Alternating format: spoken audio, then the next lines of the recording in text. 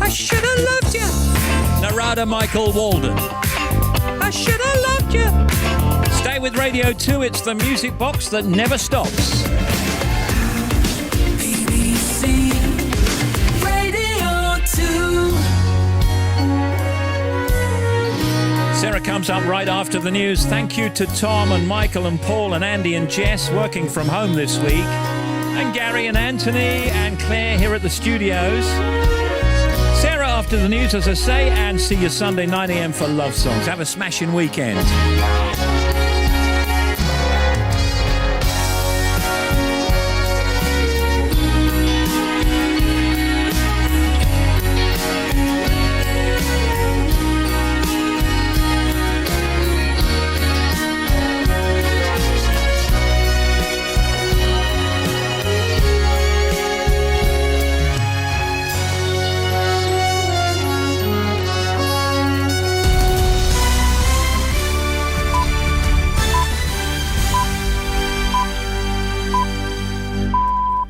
BBC News at 5 o'clock. This is Claire Ronacres.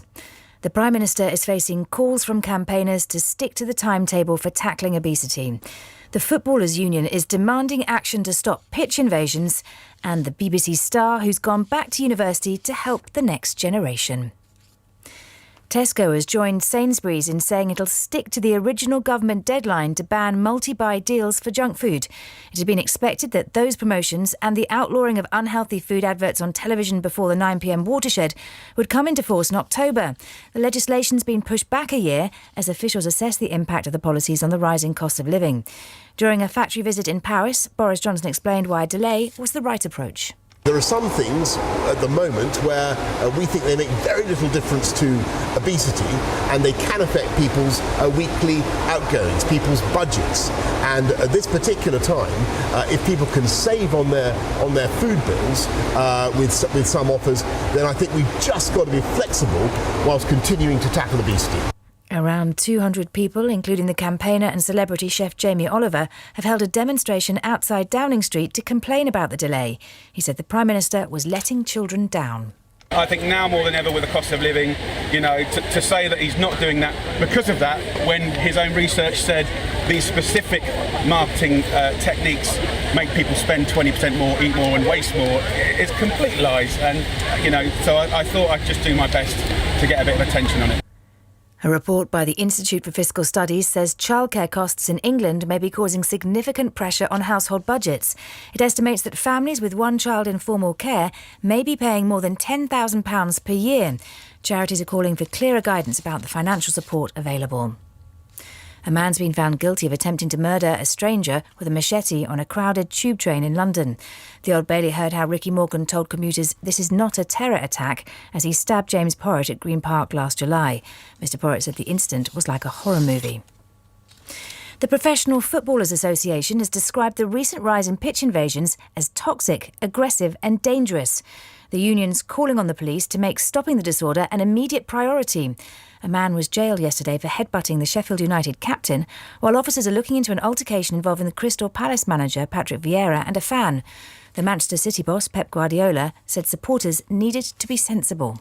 There are a lot of emotions, a lot of happiness there, some alcohol, and everything is dangerous situations. And of course, we have to try to behave as good as possible, follow the protocols and the celebration in the right moment, in the right place, because it's dangerous. BBC News has learned that people have begun being contacted if they're due to be named in a report about the culture in Downing Street.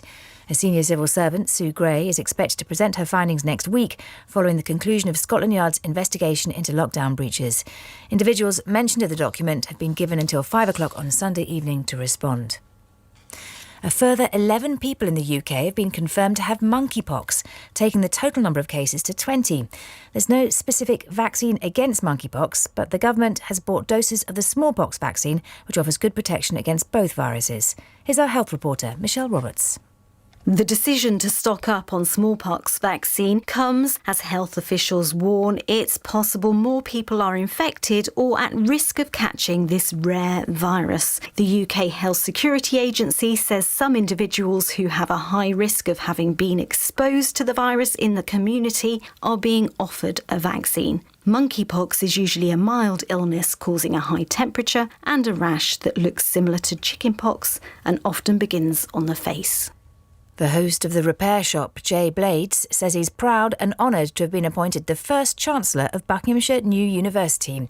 The broadcaster left school with no qualifications, but he attended the institution as a mature student and graduated with a degree in criminology and philosophy. Jay Blades said he wanted to help others reach their potential. I did say to them that I have a few conditions that I would be a Chancellor, and one of those conditions was that they need to reinstate the furniture and the restoration course, which we're doing, and also to be able to send 5 to 7 people to university under my scholarship. So those are the things I said I would like to have, and then they said yes, and I said, well, yes, to being a Chancellor. In the city, the 100 share index closed up 87 points at 7,390. And the weather, the band of rain over parts of the UK will clear eastwards this evening, leaving a largely dry night. There'll be some lingering showers across the north and west of Scotland. Overnight lows of 11 Celsius in London and Cardiff, 10 in Edinburgh and 9 in Belfast. BBC News, it's 5:05. Claire, thank you very much. Sarah Cox.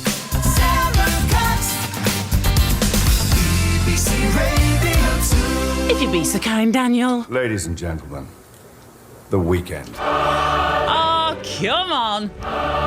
Let's have it large. Are you ready? You better happy, get your dancing shoes on, because this is All Request Friday. Thanks very much to Steve and DJ Silly Boy. This is your show, 2 hours of your tunes, your shouts, your emails, your calls. I can go to pub, it's up to them lot out there.